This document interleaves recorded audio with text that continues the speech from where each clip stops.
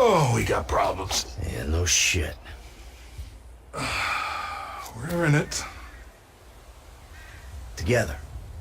So, if your problems are my problems, then I guess that means that my problems are sort of your problems.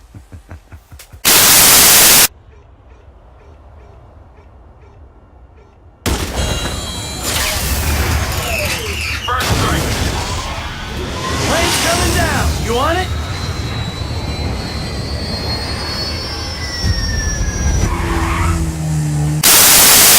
Welcome to episode number 2 of Mysteries. Last episode we briefly spoke about the Chiliad mystery, the mural, and a few of the theories surrounding it. I don't want to put that discussion too far on the back burner. A lot of people, including myself, believe that a lot plays into that theory, so try to keep that in mind as we continue forward talking about other things. We left off the last video talking about a former reoccurring Easter egg or secret from the past Grand Theft Auto games, the one when you shoot the moon with a sniper rifle and it grows bigger and bigger until hitting its maximum size. So picking up on where we left off, we'll head over to another interesting place in the Grand Theft Auto 5 world. The Galileo Observatory is just another amazing mark on the map of this world. It is yet again another place, though, that does exist in the real world. The Griffith Observatory can be found on Mount Hollywood in Los Angeles, California. It looks pretty much as it does in the game, to a point of almost being a little creepy. It is a very popular attraction that has a wonderful view and many space and science-related things on display. In the game, however, the Galileo Observatory is only about half of that. But just like in real life, it's a beautiful sight overlooking the city of Los Santos. One thing that amazes a lot of players is that this location is very little used in the game, as the only time you see it is in the opening cutscene for the mission Dead Man Walking. The location is also used for a mission, I apologize I can't say it, name is up on the screen now. I believe it means free fall in English. This is the only 2 real times you see this location in the game's story mode, and is quite shocking being the overwhelming amount of detail they put into this place. But don't let the lack of being here fool you. Many people would believe there's something going on here that doesn't meet the eye.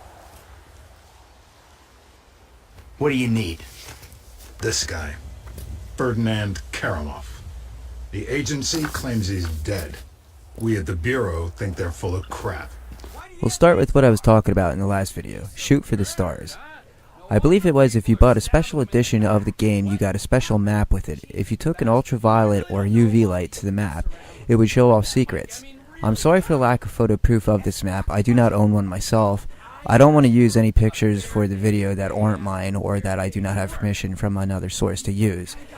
However, in the area of the Galileo Observatory on this map, you'll see writing that says, shoot for the stars. What kind of fucking animal do you take me for? No, I didn't kill him. Oh, fuck. But I did kidnap his wife. Oh, no. Oh, shit. What the fuck did you do? Oh, I just told you what I just did. Of course this raises questions. What does it mean? The old reoccurring moon Easter egg from the past Grand Theft Auto games no longer is in the game, so it is not that. There's quite a few ways you can look at it. First we'll look at a simpler one. If you go to the back left of the observatory, you'll find a hidden sniper rifle near a telescope. This fits perfectly along with the shoots for the stars. But if you take that sniper rifle and you look off into the distance, one building in the city should stick out to you from the rest. That is the Penners building. Take notice to the logo, an eye and 5 stars, with a pentagon in the middle. The interesting part is the stars, as it tells you to shoot for the stars. Looking into the company Penners, however, there is not much to be said about it. It plays very little role in the Grand Theft Auto world. It is said to be a pun on, let's say, the male anatomy.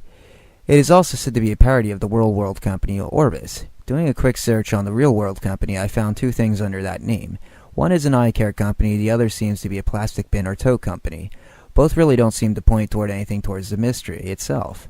But going back to the whole shoot for the stars, one theory is that if you shoot at the building's stars, this will help trigger something to happen. Though as far as I know, this has yet to be proven to date. This is one way of looking at it. Another way is a little more outside the box, but that's what Rockstar wants you to do. They want you to think outside the box. Let's break it down. Shoot for the stars. I personally think the keyword in that is for, not at. It doesn't say to shoot at the stars, it says shoot for the stars. Now let's think about where we're at. Los Santos, Vinewood. Vinewood is a fictional Hollywood. What do you find in Hollywood? Movie and TV stars, music and radio stars. So maybe not looking at stars in the sense of something in the sky, but stars as in the sense of celebrities. Looking at it this way, there are many ways you can take this, from the Walk of Fame they have in the game, to the pictures of stars all over town, to even some of the actors and musicians you meet along the way. One thing that comes to my mind is a TV show from 1977 called Shoot for the Stars. The quickest way I can explain the show is a game show with word association. This idea makes me think to another clue Rockstar has given us: segregate and rearrange. You can sort of say this is what they were doing on the TV show. Now let's go back to the Penners building. If you rearrange the letters from Penners, you can spell the word sniper. Could simply Shoot for the Stars be a clue just showing us an example of segregate and rearrange? I think you can safely say this is one way of looking at it. Another good example of this is the UFO at Fort Zancudo. It says segregate and rearrange on it. Well, if you look at the word segregate, you can take that and spell Easter egg with it. This personally leads me to believe that the Shoot for the Stars is simply telling us that there is text throughout the game that you can do this with, and it'll tell you the secrets. Trust me when I say these aren't the only two examples in the game, there is quite a bit. I'm personally going to leave the Shoot for the Stars mystery right there because I personally feel it's one of those two things. It's either to show us the sniper rifle is there, or it is to show us the example of the words that you can segregate and rearrange. I could be completely wrong, so don't take it to heart. I just feel it's Rockstar's way of explaining one step in a very complex way. But let's not end there. Let's go back to the Galileo Observatory, because let's face it, the whole damn place is strange. This is another one of these places I have no clue where to start with.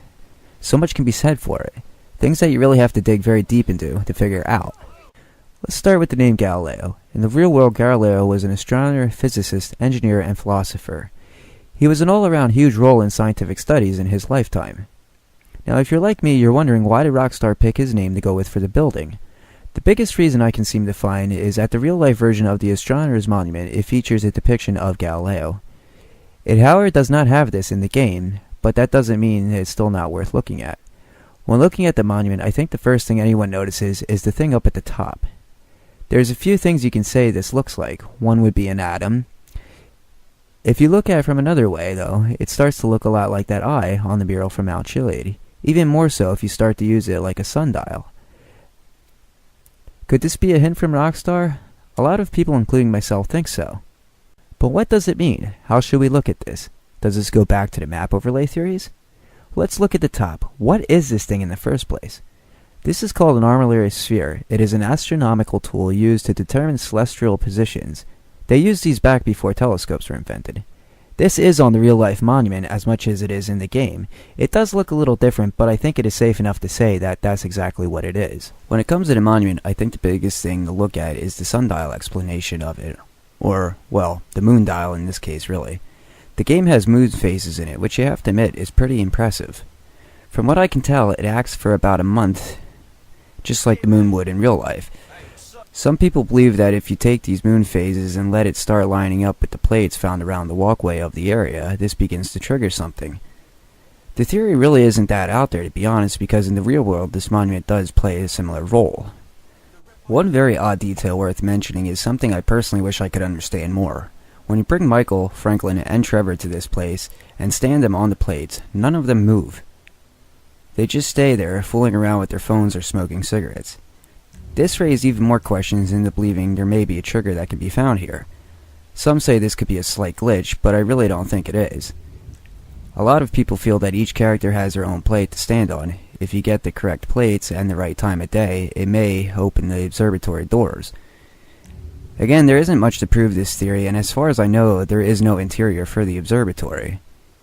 It is still a very interesting theory to look at, though. You can't help but wonder why Rockstar put this in here or even approach this place in this sort of way. Another place that people bring up a lot is the doors itself. When you come here at night, you'll notice 2 or 3 of the windows on the doors are lit up. People think in some way you can get the 4th door to light up, and this will trigger a secret. You gotta admit, it's strange. Why are only 2 or 3 of the doors lit up? Another thing people look at when it comes to the doors is the symbols riddled all over it. The biggest one sticking out to most people is the spider webs. Many people think this is a clue towards the webs that spawn during the night. Again, I could be wrong, but I don't think the symbols on the door really have any major clues to it. If you look at the real-life doors on the observatory, they pretty much look the same as this one. I think it was just Rockstar's way of making it feel more like real life. But as you can see, even though there's very little to do with Galileo Observatory in the actual game, there's a lot of questions here, a lot of mysteries. Whether any of it's true is beyond me, but it's still worth hunting here and looking more into it. As always, I do want to throw a disclaimer out there. I'm not the one that found this information. That credit goes to a lot of YouTubers doing this research and a lot of people on the background that are writing up articles. I'm just sharing this information, so again, I take no credit in finding it. Just like last video, I'll have links down below for things worth reading from today's mystery. I'll also have links for some YouTubers I feel are very much worth watching. As always, if you took the time to get this far in the video, I just want to say thank you for watching, and hopefully I'll see you in episode number 3. Keep hunting, the truth is out there.